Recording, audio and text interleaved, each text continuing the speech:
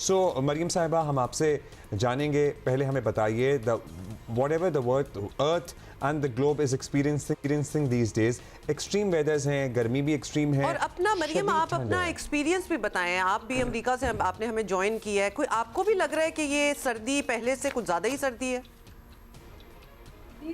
देखिए जो weather patterns होते हैं ऑफ कोर्स इस स्टेज पे मेरे ख्याल है हम सबको ही पता है पाकिस्तान में एटलीस्ट कि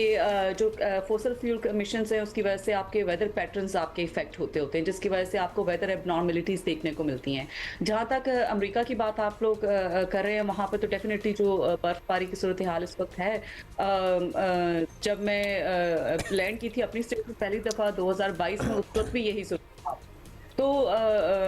गाहे बगाहे 3-4 साल के अरसे के बाद से एक पैटर्न वहाँ पे आपको देखने को मिलता है, जिसकी वजह से आपके स्नो स्टॉर्म्स वहाँ पे आते रहते हैं और इस फिनोमेना को उस एरिया में पोलर वॉर्टेक्स कहते हैं, क्योंकि पोल्स के करीब जो आपका एक कंटेनर काइंड ऑफ होता है हवाओं का, वो इसको इफेक्ट बेसिकली कर रहे होते हैं। जो जितनी नॉर्थ ईस्टर्न स्टेट्स हैं और जो कनाडा का बॉर्डर साथ लगता है, वहाँ पर फिर आपको एक्सट्रीम वेदर पैटर्न देखने को मिलते हैं। लेकिन अच्छी बात यह है कि वहाँ पर एटलीस्ट मामूलात ज़िंदगी उस तरह से मुतासर नहीं होता, क्योंकि वहाँ पर जो रिस्पॉन्स है इदारों का वो काफ़ी इफेक्टिव होता है। लेकिन बहरहाल इस दफ़ा तो जो पावर आउटेजेस हैं उनके प्रॉब्लम्स ही हो। बहरहाल ऑफ कोर्स ये क्लाइमेट चेंज की एबनॉर्मेलिटीज़ हैं। आपको इसी तरह से कराची में भी जो है वो थोड़ा सा कोल्ड वेदर जो है वो पिछले दिनों में भी देखने को मिला, क्योंकि वैसे तो जो अरेबियन सी है वो कोस्टल एरिया कराची है तो उसको ब्लॉक कर देता होता है, तो आपको उस तरह से इफेक्ट देखने को नहीं मिलता कोल्ड वेव्स का, जैसे कि इनलैंड में पाकिस्तान में बाकी एरियाज में आपको देखने को मिलता है।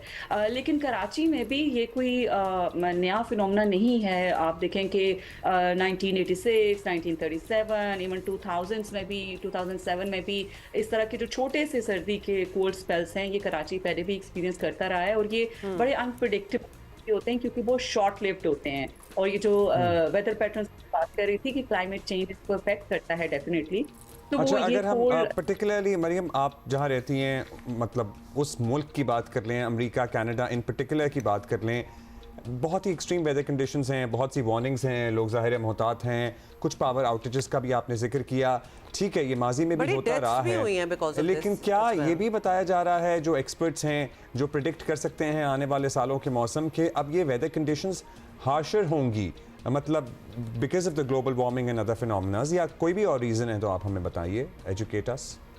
जी एब्सोल्युटली। ये जो फॉसिल फ्यूल एमिशंस का ख़ास तौर पे इस्तेमाल होता है, और एक तो ये ग्लोबल आपको असरअंदाज करता है आपकी मौसमियाती तगय्युरात को, लेकिन एक आपके लोकल फिनोमेनास भी होते हैं, लोकल फैक्टर्स भी होते हैं, वो भी आपके क्लाइमेट को मुतासर कर रहे होते हैं। मिसाल के तौर पर एक एरिया में कितनी वेजिटेशन है, वहाँ पे किस तरह की इकोनॉमिक एक्टिविटीज़ जारी हैं, वहाँ पे ट्रांसपोर्टेशन एमिशंस का लेवल किस किस्म का है, आपके जो कचरे का निज़ाम है वो किस किस्म का है। ये लोकल कंडीशंस कुछ इस तरह की होती हैं जो कि आपके लोकल क्लाइमेट को मुतासिर करती है। खासतौर पर अगर ये यूएस की ही आप बात करें तो जो नॉर्थ ईस्टर्न स्टेट्स हैं, गर्मियों में इस दफ़ा काफ़ी देर बारिश नहीं हुई थी वहाँ पे, जिसकी वजह से जो वहाँ पे मेनली रिवर्स तो इतना बड़े-बड़े वहाँ पे नहीं है, लेक्स बहुत बड़ी-बड़ी हैं। तो जो लेक चैम्पलाइन वहाँ पे थी उसमें बहुत कम पानी जो है वो हो गया हुआ था, और लोगों को जो है पानी पीने के जो वाटर टेबल जो उनके पास होते थे, जो अवेलेबिलिटी होती थी, उसके प्रॉब्लम्स गर्मियों में आए। इसी तरह सर्दियों में आप देखें कि काफ़ी ज़्यादा बर्फ़ जो है वो बर्फ़ वैसे भी नॉर्मली उन एरियाज़ में पड़ती है, लेकिन इस वक़्त तो बर्फ़बारी भी थोड़ी देखने को मिली और काफ़ी इंचेस ऑफ स्नो थे। तो ये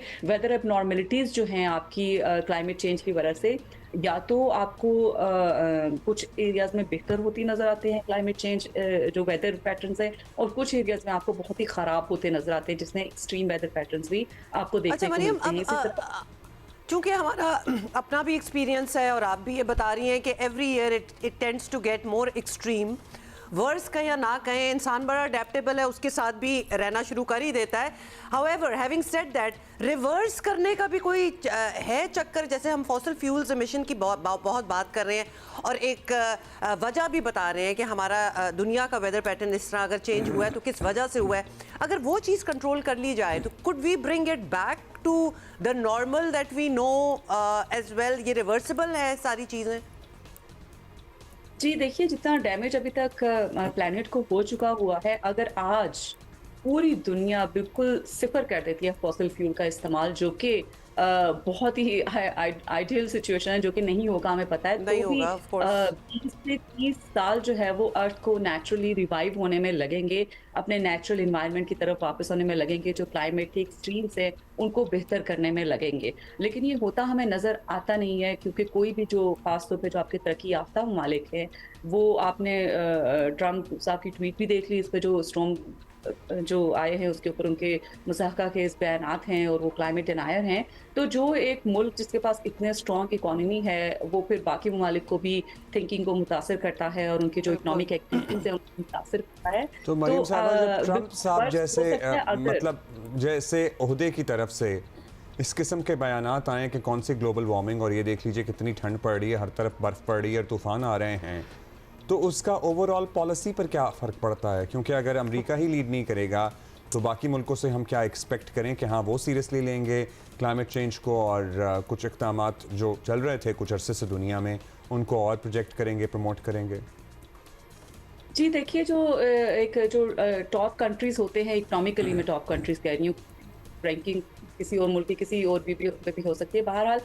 ये जो अमेरिका है, ऑफ कोर्स इस तरह के जो बयानात उनके होते हैं, जो पेरिस एग्रीमेंट से भी ट्रम्प साहब की गवर्नमेंट के आते ही निकल गए, ये डेफिनेटली जो एमिशंस लेवल अमेरिका के अपने हैं उनको तो ये मुतासिर करेगा ही करेगा, और वहाँ मुतासिर कर भी रहा है। वहाँ पे फ्लडिंग आई ही, वाइल्ड फायर्स आई, अब स्नो स्टॉर्म्स आ रहे हैं। ये इंडिकेटर्स हैं उनके लिए भी कि उनको अपनी पॉलिसीज में शिफ्ट लाने की ज़रूरत है। लेकिन हम ये भी देखते हैं साथ ही साथ कि आपके जो बाकी ममालिक हैं, जिसमें आपकी यूरोपियन कंट्रीज़ हैं, या आपके जो चाइना है, वो एक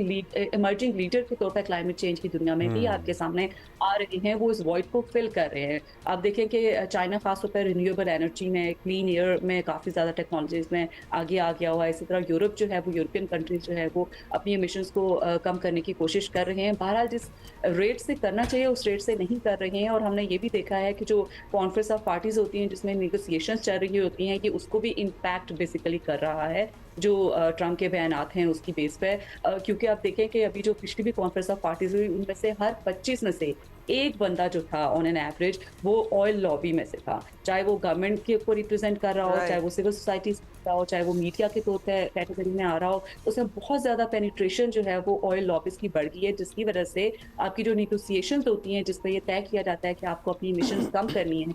हर 5 साल के अंदर एक रिन्यूएबल की तरफ करना है, वो उस तरह से नहीं हो रहा है, जिसकी वजह से आपको सिग्निफिकेंट चेंजेस जो है वो इम्प्रूवमेंट के लिए पाकिस्तान में भी और पूरी दुनिया में भी आपको उस तरह से नज़र नहीं आ रहे। पाकिस्तान में डेफिनेटली इसलिए क्योंकि ये ममालिक ऐसे हैं जिनने क्लाइमेट जस्टिस की मद में पाकिस्तान को क्लाइमेट अडेप्टेशन और मिटिगेशन के लिए प्रॉमिस किया था कि पैसा प्रोवाइड करेंगे, लॉस एंड डैमेज प्रोवाइड करेंगे। अच्छा मरियम साहब, finally because you have a कीन आई ऑन दिस इशू और आप हैं भी एनवायरमेंटल एक्सपर्ट, सर्दी बहुत पड़ रही है जी, बर्फ़ बहुत पड़ रही है, उसके अलावा कोई आपने फिनोमेना विटनेस किया है जो कि हम जैसे कॉमन आम आदमी की नज़रों से ओझल हो गई हो बात, जो कि आपको वार्निंग नज़र आ रही हो कि we are going in a very extreme direction? जी एब्सोल्युटली, आप देखें कि जो बहुत नेग्लिजेंस और बहुत कम जिस पर बात की जाती है इस क्लाइमेट चेंज की वजह से, वो ये है कि आपकी डेफिनेटली वेदर पैटर्न्स में शिफ्ट तो आ ही गया हुआ है, वो मेरे ख्याल है बहुत सारे लोग अवेयर हैं, लेकिन उसकी वजह से आप देखें कि जो एक्सट्रीम क्लाइमेट वेदर्स हैं उसमें काफ़ी सारी स्पीशीज़ आपकी ऐसी हैं जो कि गायब होती जा रही हैं, चाहे वो पौधों की फॉर्म में, चाहे परिंदों की फॉर्म में, चाहे वो जानवरों की फॉर्म में। मिसाल के तौर पर पर्टिकुलरली अगर पाकिस्तान की बात करूँ तो आप ये देखें कि राइट वेजिटेशन और जो क्लाइमेट चेंज के पैटर्न्स हैं वो ना होने की वजह से, नॉर्मल ना होने की वजह से आप देखें कि जुगनू हमें देखने को बहुत कम, मुझे तो अब नज़र नहीं आते, जुगनू देखने को पाकिस्तान में नहीं मिल रहे, आपको तितलियां देखने को नहीं मिल रही हैं, और आपको हनी बीज की पॉपुलेशन कम होती नज़र आ रही है। जो हनी बीज हैं, जो शहद की मक्खी होती है, वो पॉलिनेशन का काम करती है एक पौधे से दूसरे पौधे तक, जिसकी वजह से आपकी वेजिटेशन जो है, जो आपका कवर होता है ग्रीन कवर, उसके लिए फ़ायदेमंद होती है, फ्रूट्स के लिए फ़ायदेमंद होती है। तो ये आपके जो है वो बिल्कुल एक्सटिंक्शन की तरफ जा रहे हैं। आपकी चिड़ियां जो सुबह बोलती थी वो पॉपुलेशन आपकी जो है बिल्कुल खत्म होती जा रही है। ये पॉपुलेशन आपकी ऐसी है जो इकोसिस्टम में जब आपके रहती हैं तो आपके जो पॉजिटिव एनवायरनमेंट में चेंजेस होते हैं उसमें कंट्रीब्यूट कर रहे होते हैं, और फिर एक इम्बैलेंस आ जाता है अगर ये चीजें गायब हो जाएं। यकीनन हमारे अपने बहुत शुक्रिया Mariam Shabbir for being with us this morning. मतलब मैंने लॉरेंस गार्डन की जो हेजेस होती हैं और में उनमें ऐसा लगता था जैसे कोई बल्ब लगे हो, कोई बल्ब लगे हों। मुझे भी अपने बचपन के वो मतलब जुगनू वो such a phenomena and even when you are child you see that for the first And time. वो एक fascination. अनरियल सी चीज लगती है कि कोई बल्ब उड़ता उड़ता जा रहा है और उसका खत्म हो जाना या लोगों को मतलब यंगर बिल्कुल जी अब यंग तो नहीं जनरेशन को पता भी ना लोगों होना को कि ये जुगनू व्हाट क्या होता है दैट या इज। उसकी क्या फैसिनेशन है, मतलब हम पकड़ के लाते थे। आई स्टिल रिमेंबर और बॉटल में हाँ, बॉटल में वो जो जैम की शीशे वाली Yeah. बॉटल होती थी, उसमें उसे देख के घंटों उसको ऑब्जर्व करते रहते थे कि हाउ डज इट वर्क।